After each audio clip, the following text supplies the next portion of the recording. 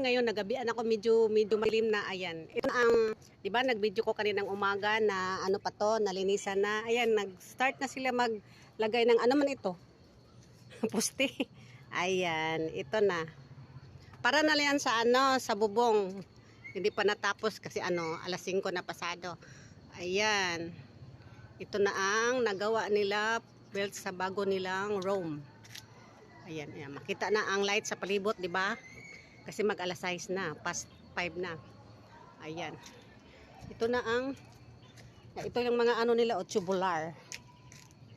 Tubular. Ayan. Yan na ang natapos nila kasi ano, pagkatapos na maglinis kanina, nagbili sila ng mga materialis, kaya nag-start sila mga alauna na ng hapon pag-build nitong mga, naglagay itong mga tubular. Lalagyan ng ano ba yung wall? Dingding? Wall. Ito yung sa kapatid ko na parang ano siya, parang bang house.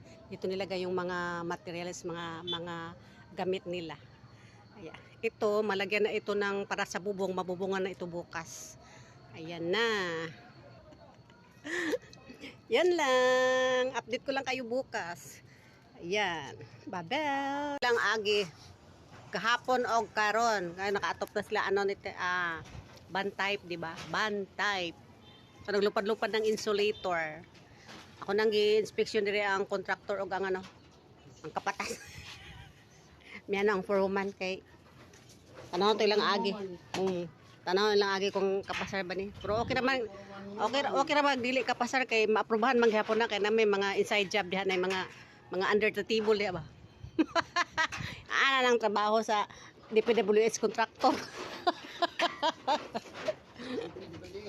Oh. Ingon na yung anak niya. Okay. Di man day akong papa. Kontraktor sa DPWH.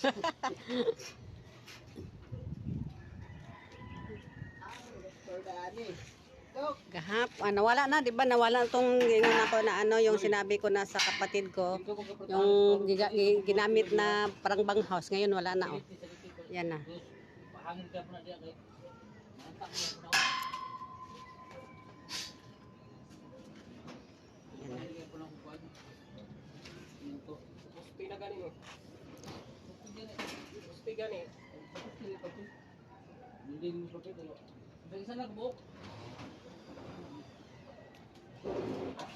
Yan na.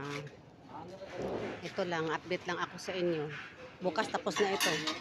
Yung dingding, ano man yan, idubulwal yan ng ano, plywood. Yan. Tapos lagyan pa yan ng mga bintana. Ayan. Yan lang, update ko sa inyo. Bukas na po. Kahapon at ngayon. Ikatolis ngayon. Kahapon na nagsimula. Pangalawa naman ngayon. Wednesday, Thursday. Bye-bye!